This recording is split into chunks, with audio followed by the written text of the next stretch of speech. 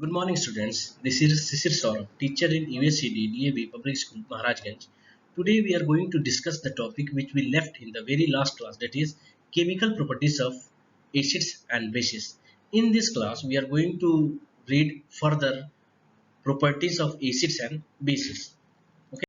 So, the next chemical property in acids and bases that we are going to read today is reaction between acids and bases with each other. What happens when the acid react with base? The reaction between an acid and a base to give a salt and water is known as neutralization reaction. So what happens when the acid react with a base? The product is salt and water. This reaction is generally highly exothermic in nature. So what do you mean by exothermic reaction?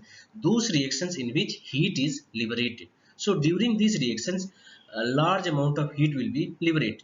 Now let us see the general reaction between acids and bases. So what happens when an acid react with a base, the product will be salt and water.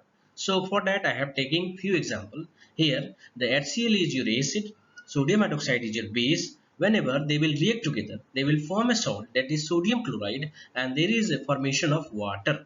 Now in second case you will see that another acid is taken, that is sulfuric acid, and it will react with potassium hydroxide, which is a base. Now the product will be potassium sulfate, which is a salt, and along with formation of your water. In the third case I have taken the third kind of acid, that is nitric acid. When it will react with another base, that is magnesium hydroxide, the product is again salt, that is magnesium nitrate, and here we have water.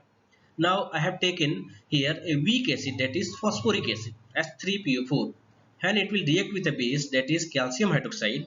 The product will be salt, that is calcium phosphate, and there is formation of water. So in all these cases you will find that one product is common, that is your water. Now let us discuss the other properties of acids and bases. Now the next property that we are going to discuss is reaction of metallic oxide with acids. Now the question arises, what is a metallic oxide? Now you know that there are metals like calcium, magnesium, zinc, aluminum, etc. Okay, when these metals they react with an oxygen in certain condition, they will form oxide, and these oxides are known as metallic oxide. Now let us see the reaction. Whenever a metallic oxide react with an acid, it will give salt and water. Now let us see the general reaction for this. Okay, so when a metallic oxide react with an acid, the product is salt and water.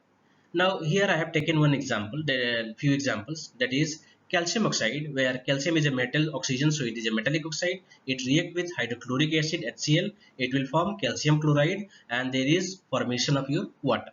Now we have another metallic oxide, that is magnesium oxide. It will react with nitric acid, it will form magnesium nitrate, and there is evolution of your again water. Now we have a third type of metallic oxide, that is your zinc oxide. When react with hydrochloric acid, it will form your zinc chloride, and there is formation of your water. Now we have aluminum oxide, where aluminum is a metal, so metallic oxide, it will react with sulfuric acid, it will form aluminum sulfate, and there is formation of your water. So in all the cases you will find that the reaction is very much similar to your acids and bases, because here also the product form is your salt and water, and that's why it is also known as metallic oxide, is also known as your basic in nature. Here, because we know that since here is the acid, so metallic oxide, if it act as a base, the product will be salt and water. So let us see why it is called basic oxide. Okay, so what happened when a metallic oxide are called basic oxide? Because they give base on reaction with water. Okay, so what happened when these metallic oxides are dissolved in water, they will form a base. Now those metallic oxide which are completely soluble in water, they are called alkalis. Okay, they will form alkalis, or they are called alkalis. For few examples are sodium oxide, it is a metallic oxide. When it will react with water, it will form a sodium hydroxide, which is also known as caustic soda, which is a base. Now calcium oxide, it is a metallic oxide. When it is dissolved in water, it will form calcium hydroxide, that is also known as your lime water. Now I have another metallic oxide, that is magnesium oxide. When it will react with water, it will form a magnesium hydroxide, which is also known as milk of magnesium. So in all the three cases you will find that metallic oxide when react with water, it will form a base. Now let us come on to the next topic, that is reaction of non-metallic oxide with base. So let us see what are called non-metallic oxide. Whenever non-metals like carbon, sulfur, nitrogen, phosphorus, they will react with water, they will form non-metallic oxides. Now let us see the reaction. Non-metallic oxide react with bases to form salt and water. So the general reaction for this will be non-metallic oxide plus base. Here the product is salt and water.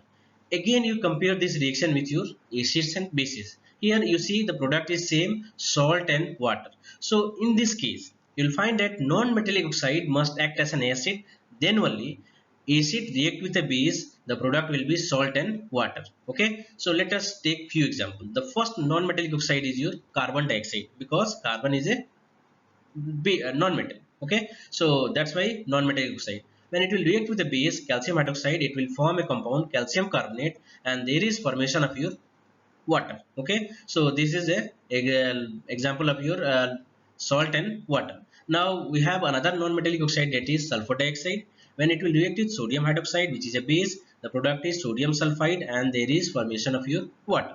Now we have a sulfur trioxide, which is a non-metallic oxide. When it react with a base barium hydroxide, the product will be barium sulfate, and there is formation of your water.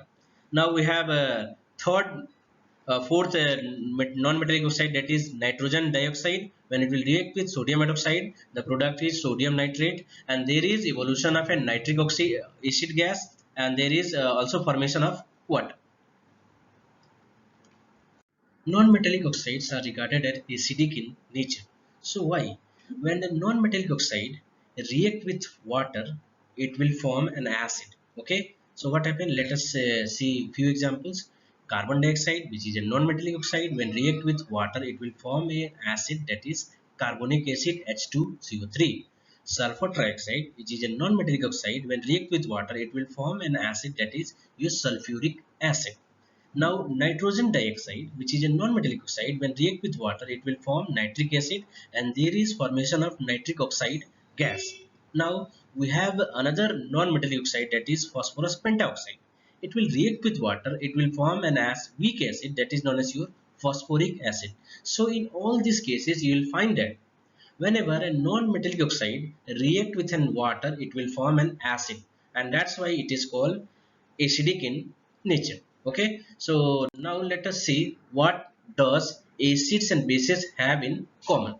Now first of all, common to the acids, all acids have hydrogen ion in common.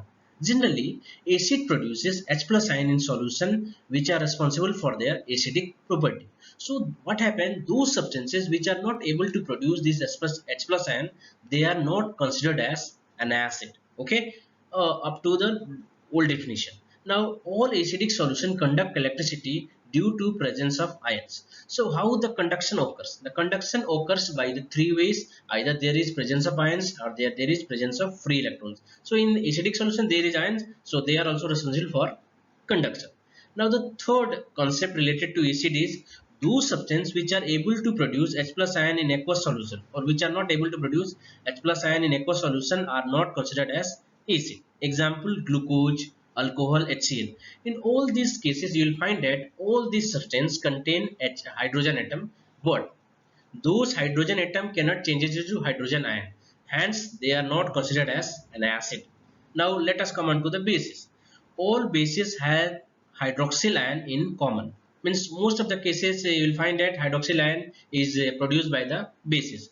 Bases which are completely soluble in water, they are known as alkalis. Okay, so all bases are not alkalis, only those bases which are completely soluble in water, they are called alkalis. There are some bases which are also insoluble in nature, that we are going to discuss in the next class. Now since we have discussed this topic related to chemical properties of acids and bases, let us do some questions related to that. These questions will be done in your homework notebook. Thank you.